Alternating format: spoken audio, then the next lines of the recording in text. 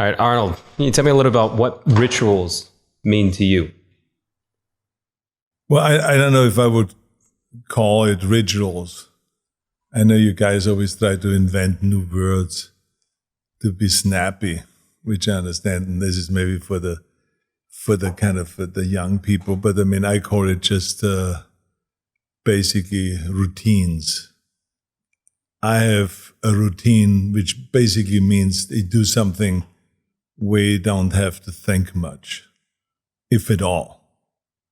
Like, I believe that routines are very important. It's kind of like the foundation, like to a house or to a building or to anything. So that means like if I get up in the morning, part of my routine is to get up in the morning at, let's say, 5 o'clock. Then I make my coffee. I feed the animals. I go and read the paper, go through my iPad, see if there are any important messages. So that's part of the routine. I don't even think about that. I also, part of the routine is that I have my bike already mounted on the back of my car. I drive down and then take it off, and I ride with the bike to the gym in the morning around 6 o'clock or so.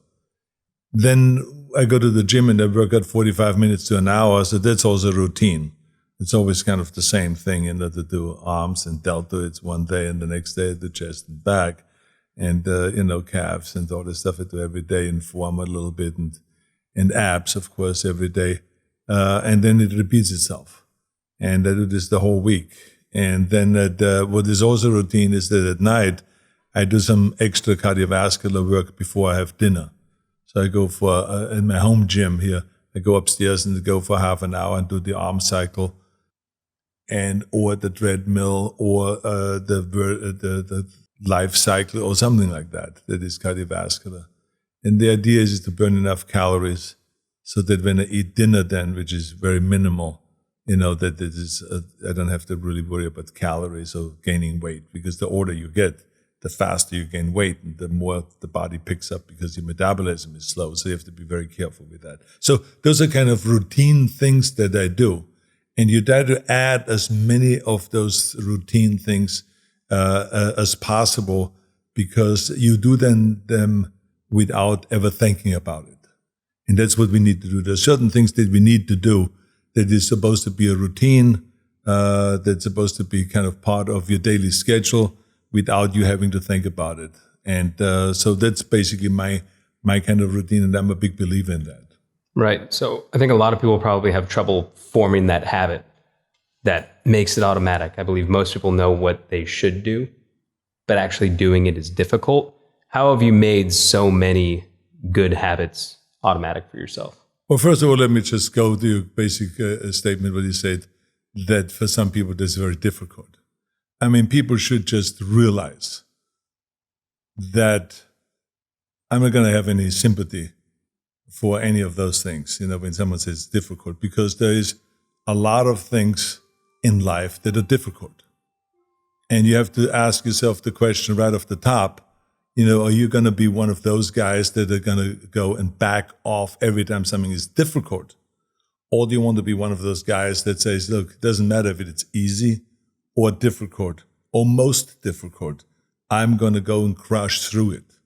That's me. That's the person that I want to be, and I'm going to prove it to myself, and I'm going to prove it to the rest of the world. So yeah, there are certain things that are difficult.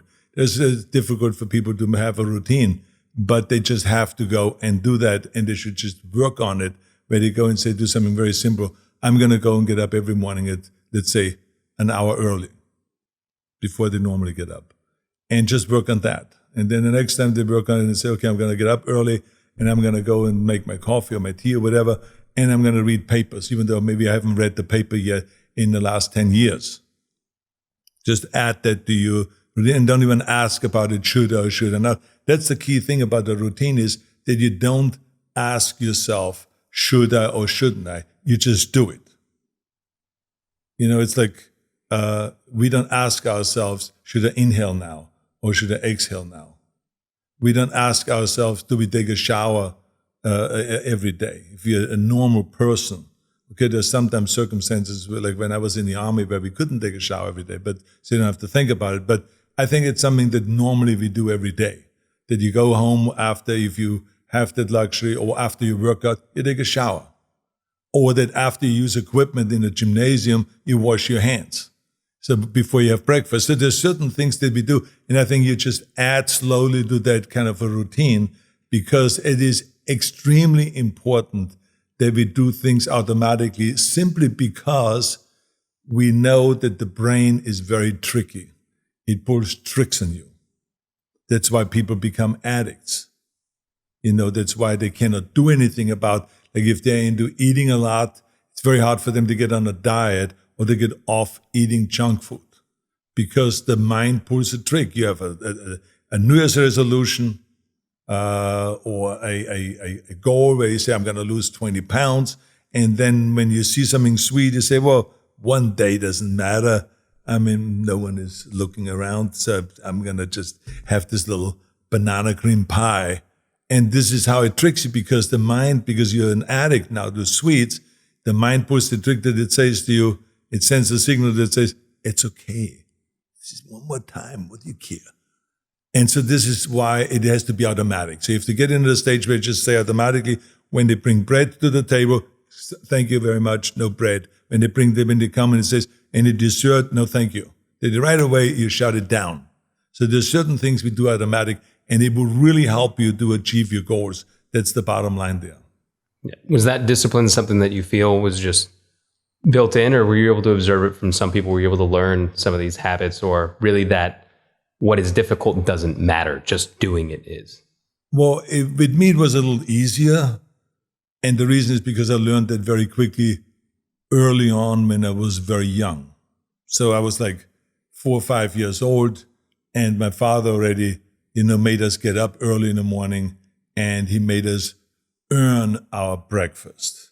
What did that look like? So that was it's one of those crazy things that only someone that was in the military or that is a police officer, he was that kind of a guy. He was always a police officer, and he was in the Second World War. And so he was trained like that, obviously. And so he wanted to go and do this same training with his children, with my brother and with me. And so he always said, you have to get up early, you have to wash yourself with ice cold water.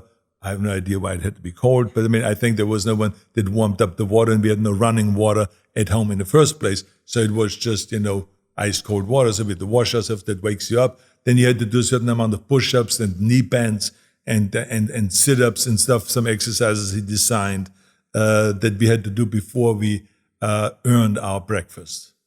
So getting up early was indoctrinated into me. It was like part of my life always, that, was always the idea, the early birds catch the worm type of thing. So get up early and you can accomplish much more.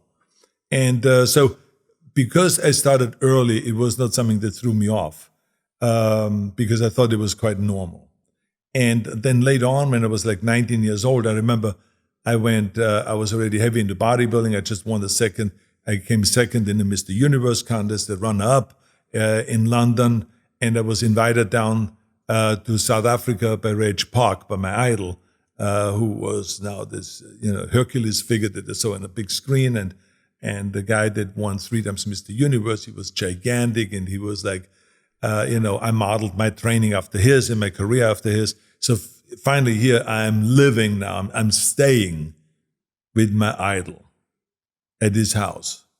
He had this wonderful family, wife Marianne, and his 2 children. And at 4:45 he knocks on my door. And he says, Arnold, let's get up. And I said, what do you mean get up? And he says, well, let's get up, let's go to the gym.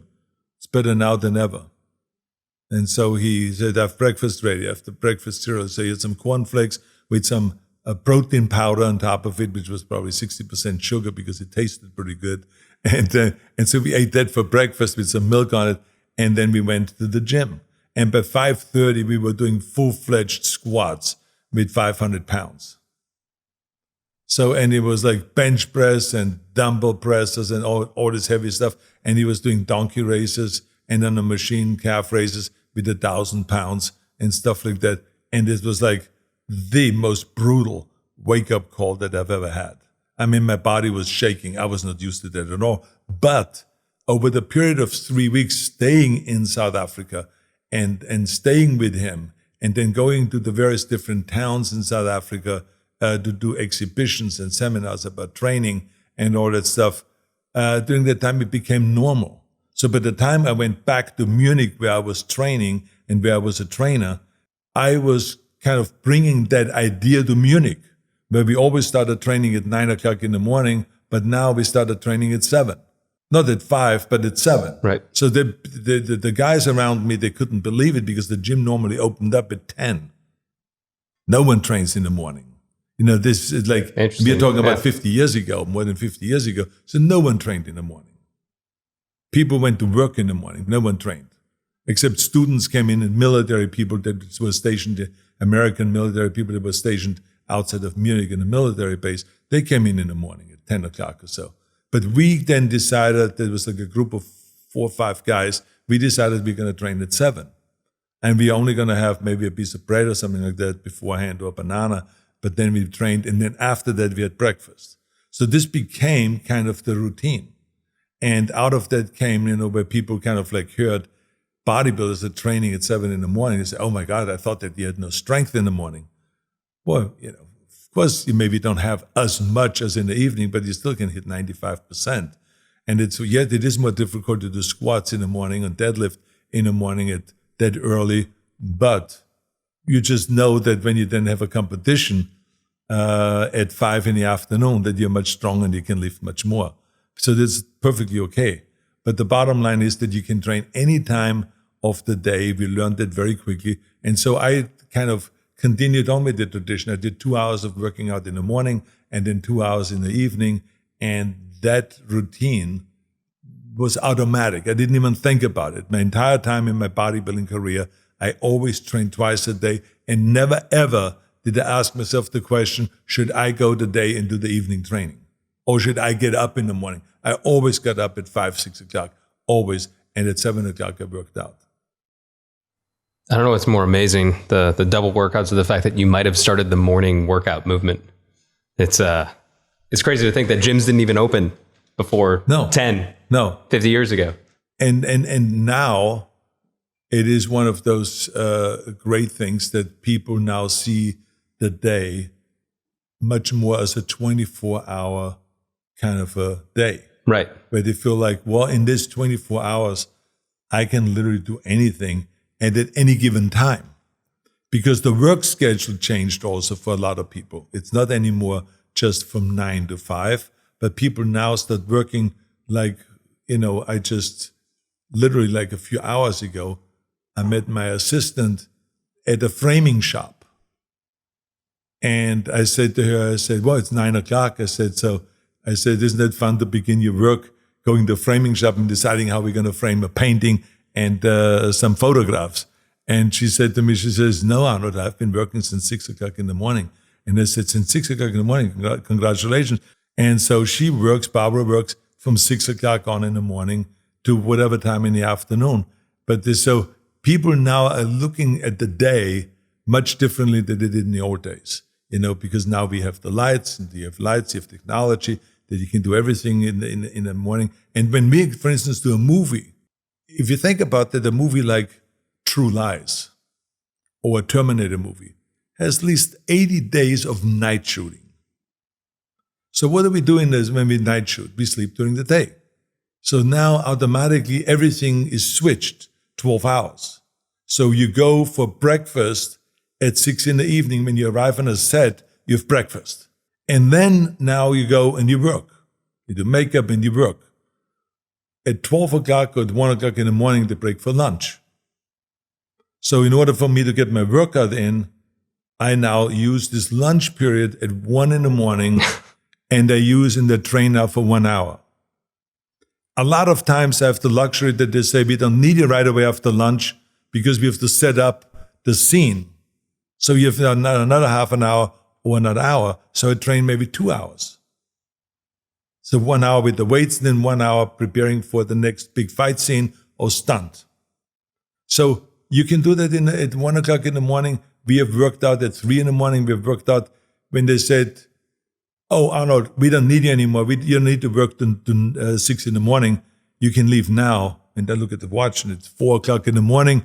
I say to myself, I get my workout in now because I'm still awake. And you'll still do this now if you're shooting in the middle of the night, 4 a.m. workouts. Exactly the same thing. So it makes no difference. Like when we did Terminator 6 in Budapest, every morning we get up at 5:30. At 6 o'clock we were already at the gym. So at 7 o'clock we left the gym and went to the set so we could be on the set at 7:30 to do makeup for an hour and a half. And then at 9 o'clock we were ready to shoot. So that was just the routine. So time doesn't mean anything. And we found out that the body is as receptive at 3 in the morning as it is at 3 in the afternoon, or as it is at 9 in the morning or at 5:30 in the morning. It makes no difference. You just have to get over these barriers where you say, "Oh, I can never do this in the morning," or something like this. Well, just do it. And this is where the advantage comes in, is if you do it automatically, where you say, "This is my goal, and I'm going to challenge myself and do that. I'm doing this automatically." And like I said, there's an advantage because you can get much more done in life if you do certain things automatically. It's no different than when you, for instance, run a state. Like when I was governor, the interesting thing was there was fixed funds. It was like $90 billion that the state spent automatically.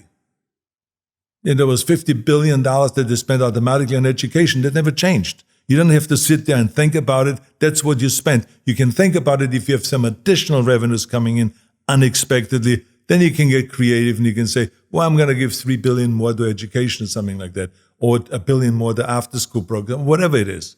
But there's certain things like for education, it is a fixed expenditure. For healthcare, it's a fixed expenditure. For prisons, it's a fixed expenditure. Okay? And then we have discretionary funds. Interestingly enough, maybe 8% of the total budget then is discretionary funds where you can make the decision as governor. So they give you very little wiggle room there.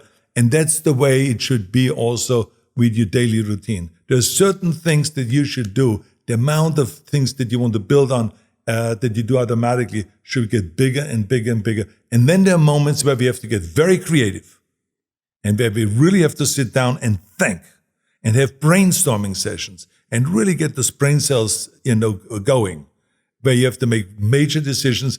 That's when you use your creativity. That's when you can sit down and be creative and think about those things. But the rest of it, you just do. Right. So having so many things that are non-negotiable gives you obviously a lot more time to focus and be creative on fewer things where you need to be able to think outside the box or change things up. But what happens when, say, you have a setback in life and those normal things are thrown off, your typical schedule? Can you talk about a setback that you've had and then either how you use these habits or routines to come back and reestablish the normalcy? Well, we all have setbacks. If you have personal setbacks, which I've had, or if you talk about health setbacks, which I've had, or professional setbacks, which I've had in the political world, in the show business world, and all this stuff. But I remember, for instance, one setback when I had the heart surgery. I go in 22 years ago. I had open heart surgery, and I got 2 new valves, the aortic valve and the pulmonary valve. And they told me that within the next 15 years, we have to change them out again because they were human valves. And so they lasted actually 22 years. So last year, after 22 years, I went in there and got the procedure to switch out the pulmonary valve. They said the new method is that we're going right through your arteries and the growings and through your arm, and it's a non-invasive surgery. So you don't have to worry anymore about open heart surgery indoors. And this is going to take 2 hours, and by 3 hours, you're totally awake again. Right. So, Arnold, we're going to give you now the anesthesia and, sleep well while we do our work. So I go to sleep. Next thing I know is I wake up and they say, well, it's now, you've been asleep 16 hours. And I said, why 16 hours? And there was 3 doctors in front of me. And they said, because we had to do open heart surgery. Something went wrong with this non-invasive procedure, and we punctured through your heart wall, and you had internal bleeding. And in order to not have you die on the operating table, we had to open you up. So now I'm lying there and I get this news that I just had the second open heart surgery. Well, the first thing that came to my mind was that, wait a minute, in 3.5 months I'm supposed to be in Budapest and I'm supposed to shoot Terminator 6. I mean, they always say it takes 6 months to recuperate and to recover. I like how you're immediately thinking about the next working thing. Well, you just found out that you had open heart surgery and you're like, I got a huge assignment coming up in 3 months. Exactly. Well, and that is, again, something that happens automatic to me because I always look for motivation. Because if you have no motivation, then it's very hard to get going under those kind of circumstances. Right. Because you're drugged up and you're down, you're in pain, and you have just faced, as you just said earlier, a major, major setback. And but I looked at that schedule and I said to myself, okay, when can I get up? And the doctor said, well, not for the next 3-4 days. We would not recommend it. This is because, this was very severe. And remember, you're not anymore the youngest guy in town and blah, blah, blah, and all this. And so I said, well, he says, the only reason why I want you to get up as quickly as possible is because of your lungs. Because people don't die in our clinic here because of the heart procedure. They die because of pneumonia, because of the lack of activities, and the lung then fills with fluid and blah, blah, blah. So when I heard that, I said, okay, I'm going to be out of here tomorrow. I'm going to be up tomorrow and I'm going to start walking. So they said, no, that will be a little early. I said, no, just get me a walker. I hold on to it because they were worried about me fainting and falling over or something like this. So I walked with the walker around that station, that on that floor where I was, where the intensive care was. And I had friends come in from my office and friends and family members that went on those walks with me. But throughout the day, I would then go to lie down again for 2 hours, and I would get up again, and I would go back with all the cables and all the medical equipment hooked up to me. I would go on those walks as a fanatic. And they would go longer and longer and longer until I did 2-hour walks where I went to various different areas in the hospital and all this stuff. And then without the walker, just with the cane, and then without the cane, and all of those kind of things. So it was within 6 days I was out of the hospital. And from then on, I just worked on this and worked on it, walked around here at the house, walked up the hills and everything. And the bottom line was I went back to the gym literally 3 weeks later and started working out with light weights and no chest exercise, of course, and all this. 3.5 months later, I was on a set. And I remember the first day was night shooting. The first week was night shooting. And we were jumping out of the van and we were doing the shootouts and fight scenes and stuff like that. And everything worked perfect.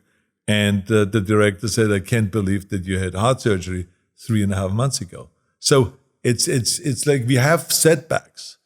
But if you have a very clear vision and a very clear goal, you can come back from those setbacks very quickly. The key thing is not to fall into this trap about feeling sorry for yourself. Because there's enough people out there in the world that are suffering much more than I was in that hospital bed when I woke up. You know what I'm saying? Yeah. People that didn't have the 3 doctors in front of them. Right. People that were lying in the dirt. People that were infected and didn't have medical care and they were dying. I mean, there's all these kind of cases that we hear about, the kind of things that people go through and that are dying. So I felt like there's no reason for me to feel sorry for myself. There was only one thing, and that was for me to kick in and to say, this is just one of many obstacles. That's what happens in life, and you just got to go and kick yourself in the butt and get going. And so you set a goal, have a very, very clear goal, and go for that. So when you talk about the setback, setting a goal and visualizing that goal and going after that is what it's all about.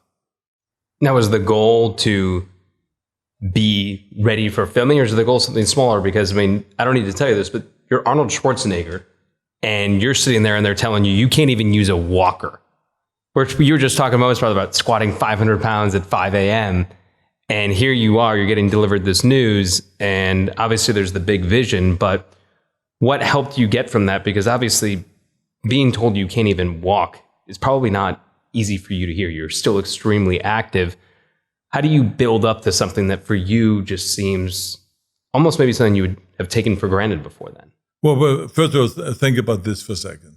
Whenever the medical profession talks about you shouldn't do X, Y, and Z, or under normal circumstances, people get up after 3 days, or whatever like that, then I immediately, my brain kicks in and says, this invisible kind of person talking to me saying, but Arnold, you were not born to be one of the ordinary folks out there.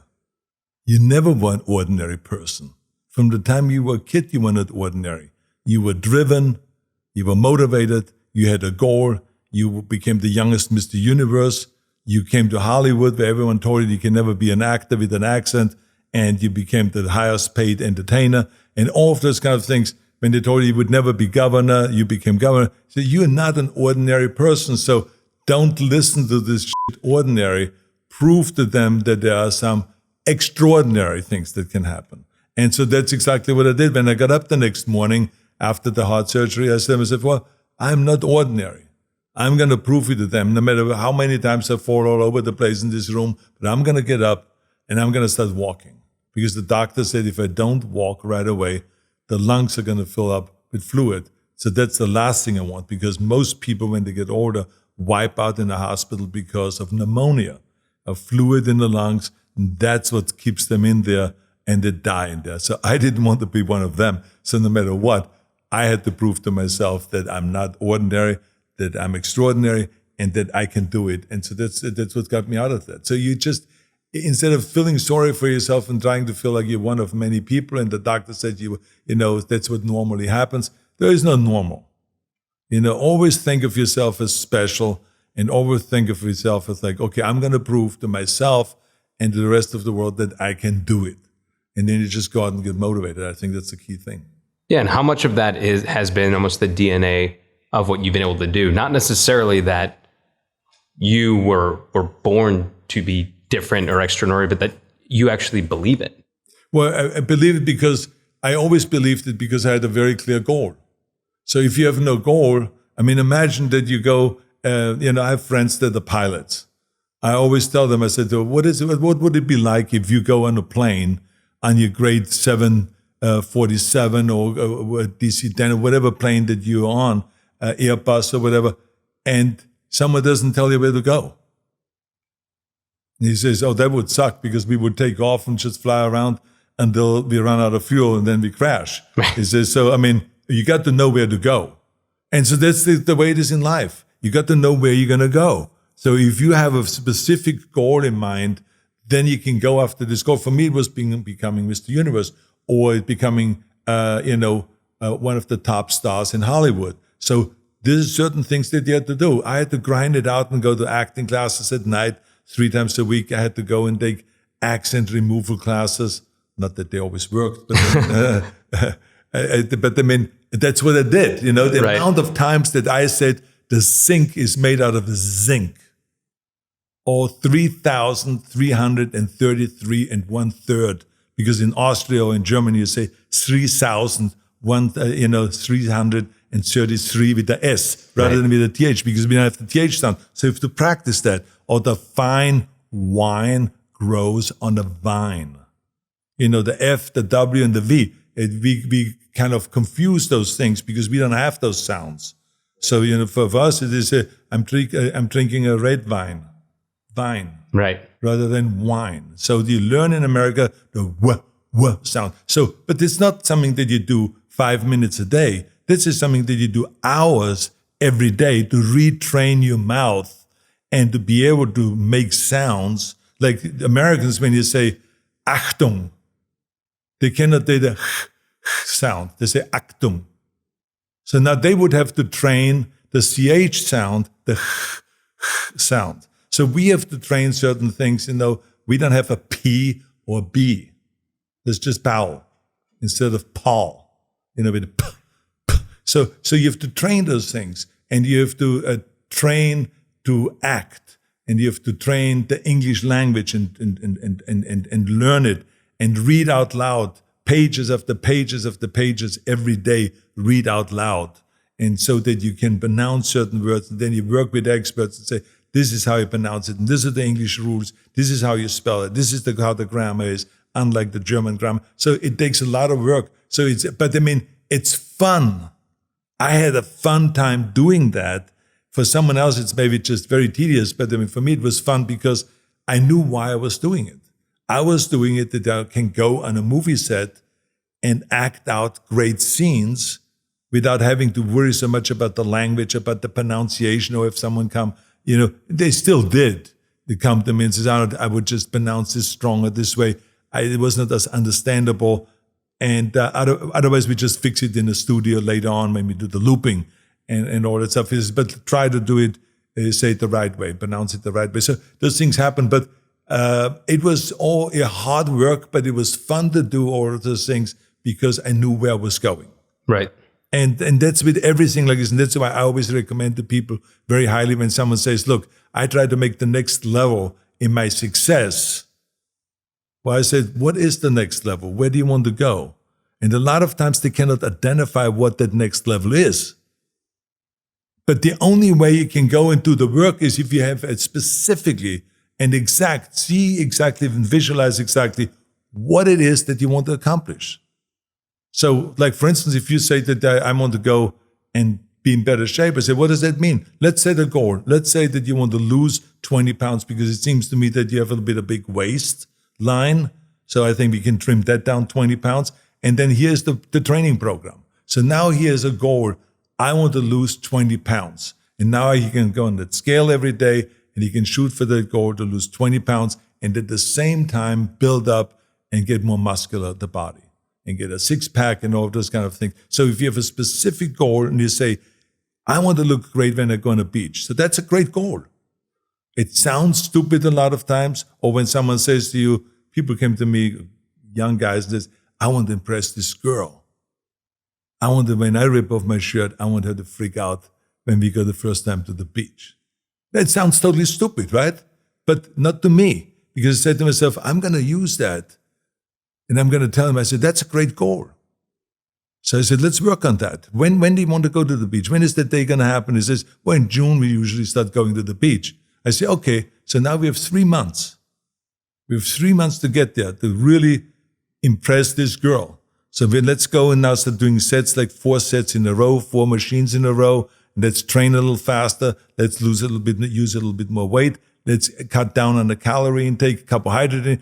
And now all of a sudden, there's a specific goal that by June 1st, he wants to be able to take his girlfriend. So whatever reason that you can find that is a motivation for you, use it.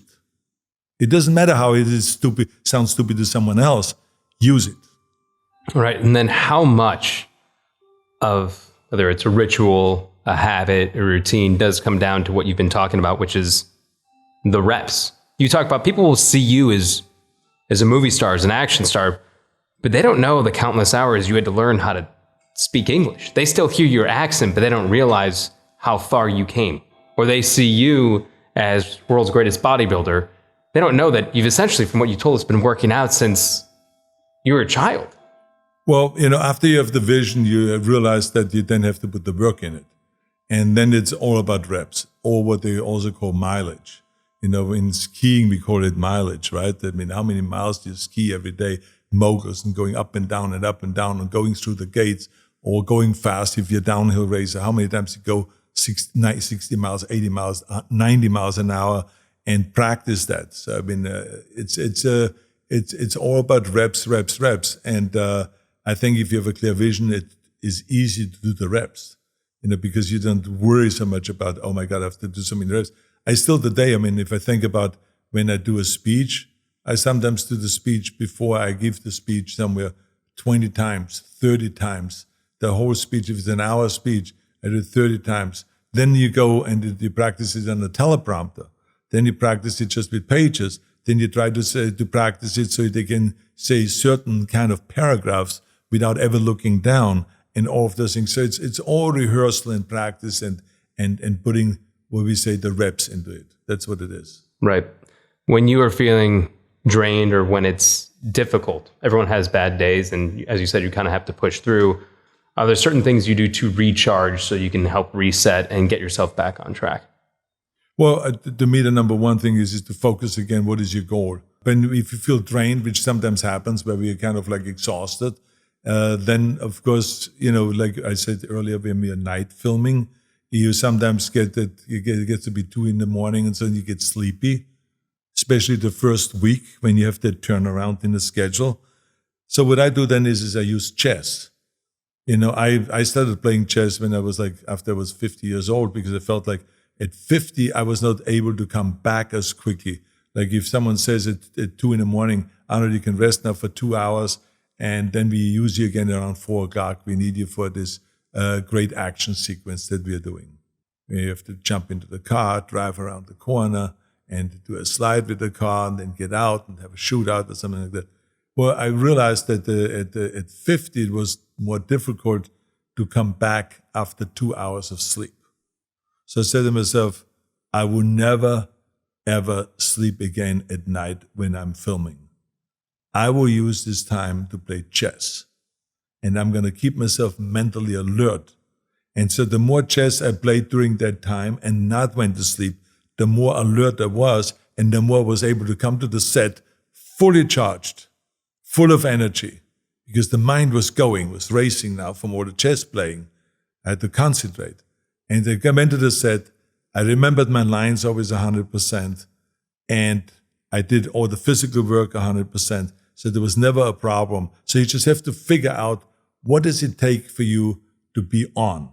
So when you have a setback, or when you feel like sluggish, or when you feel like, you're mentally tired and that you're exhausted or something like that, just find your goal again, and then just find a way to recharge and to get going again. And sometimes, there's moments like I remember in the 70s when I had so many things going at the same time. I was competing in bodybuilding.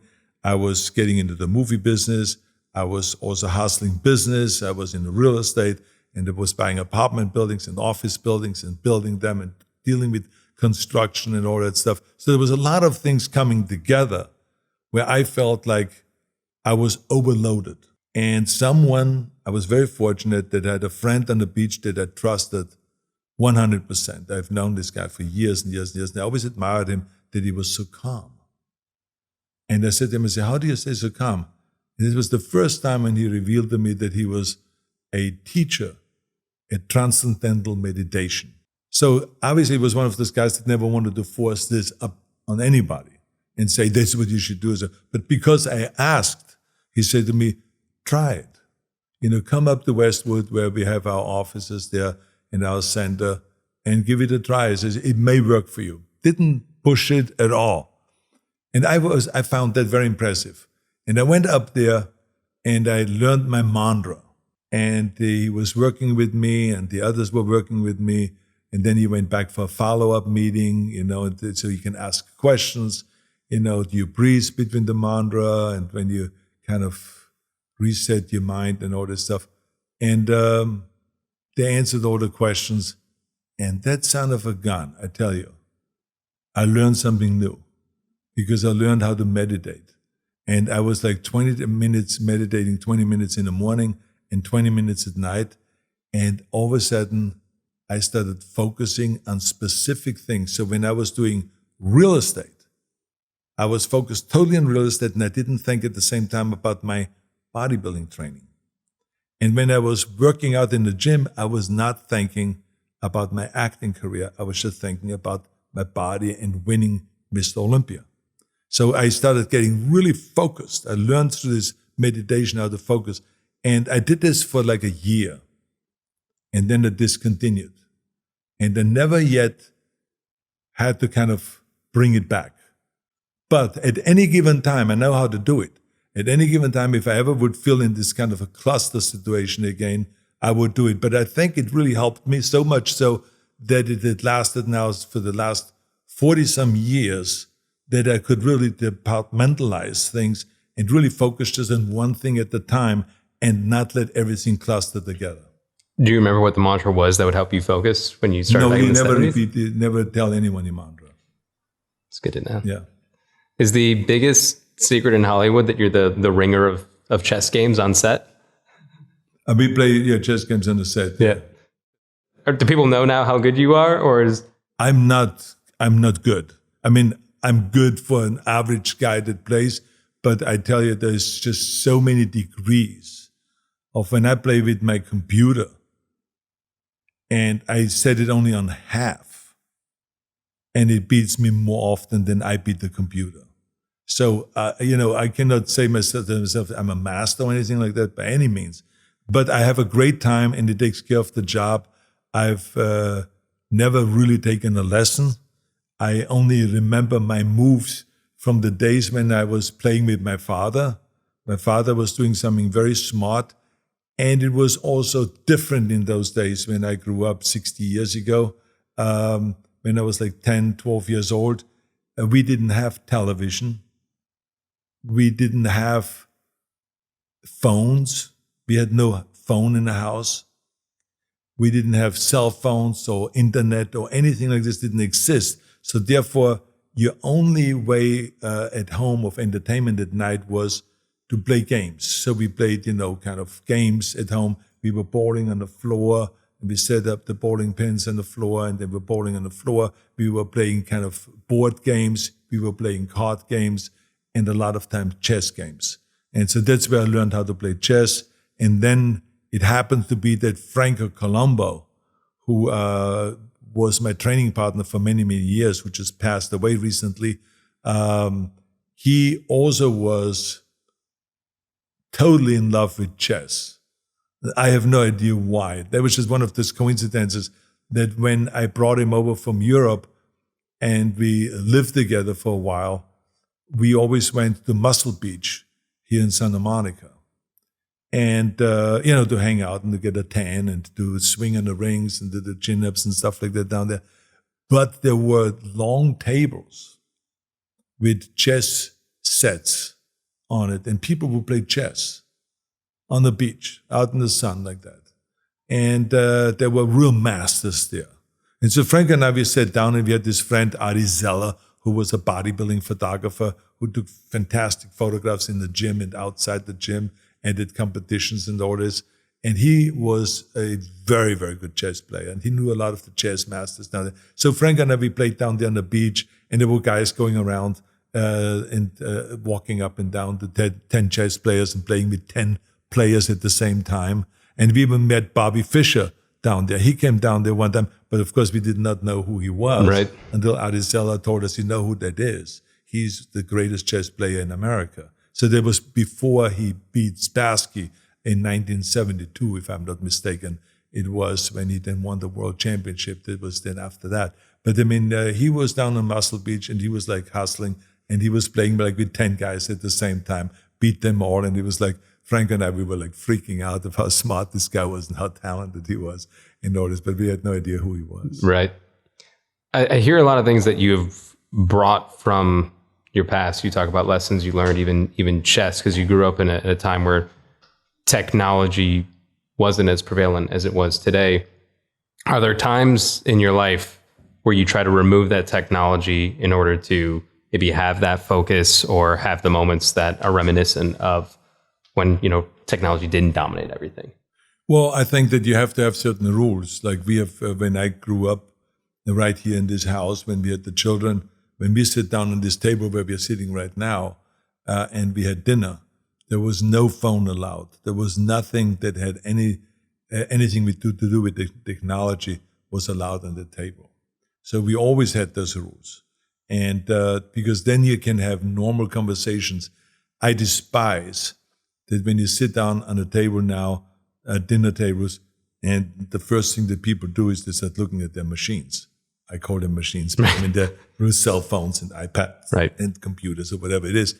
And but it's very funny that their heads is down and there is a lack of communication on the table then. But you want to get together with people and have a chat rather than just answering your cell phone and communicating that way long distance.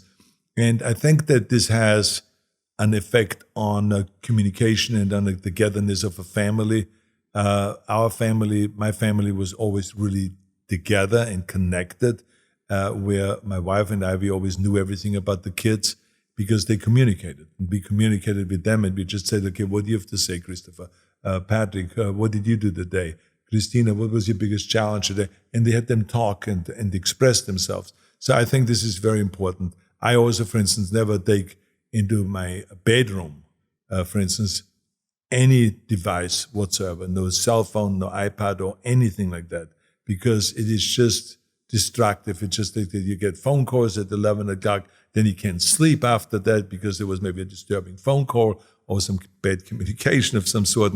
So it's like, it's all bad.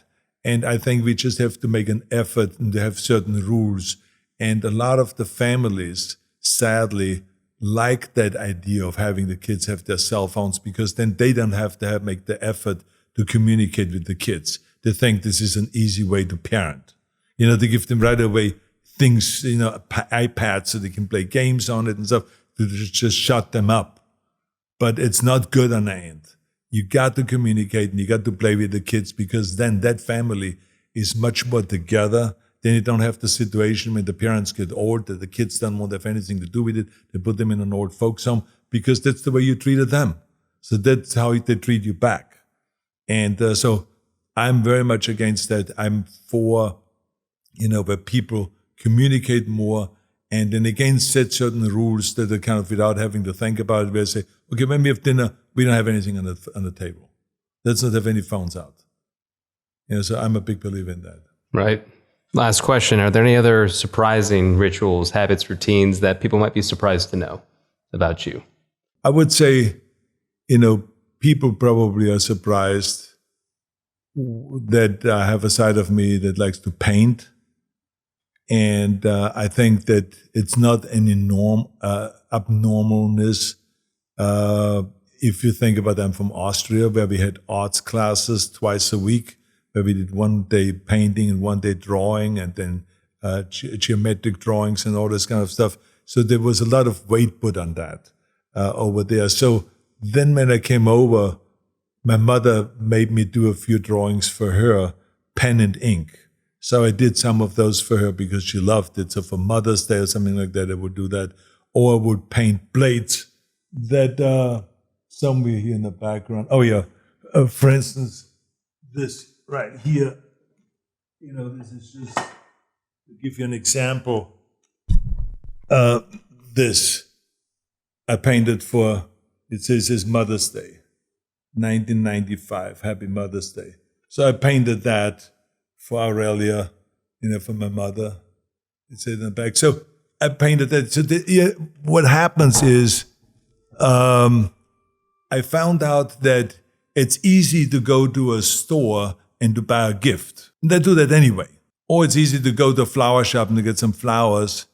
Unlike the old days when I was a kid and my mother had Mother's Day, and we had Mother's Day, my brother and I were sent out by my father, and right away it became a competition of who picks the most beautiful flowers. So you go out in the grass, and the grass is this tall, and then you pick flowers. And you come home with a big bouquet of flowers that you put then in a vase, and you put a note on it and say, Happy Mother's Day. And my mother was in heaven, that we made an effort to go out and to do that.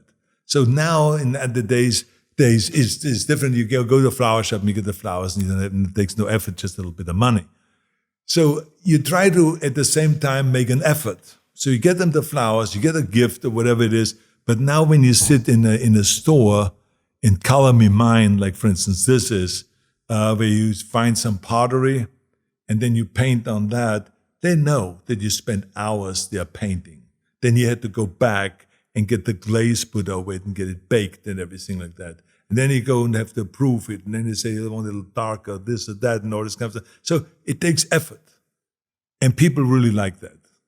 I think especially women like that, if you make an effort. So I got into this whole habit that when my daughters were born, I did the same thing for them. I started painting birthday cards. Then for my wife, I painted Valentine's, paintings, heart-shaped things, or flowers or whatever it is. And so I got into these paintings, and now I do, for the kids, I do Christmas cards I paint, and for Mother's Day I paint, and for Valentine's Day I paint. And there's different things. So people don't know that maybe about me, but that's something that I like to do. This is kind of a hobby. And also how much time I like to spend with animals. I have a donkey here.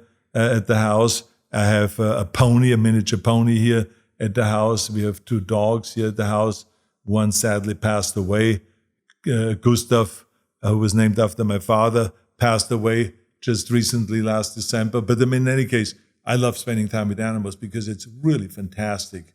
Animals make you feel like so relaxed when you play with animals, when you teach animals how to do certain things and stuff like that. So there's things like that maybe people don't know about me. Awesome. Thank you so much, Arnold. Absolutely.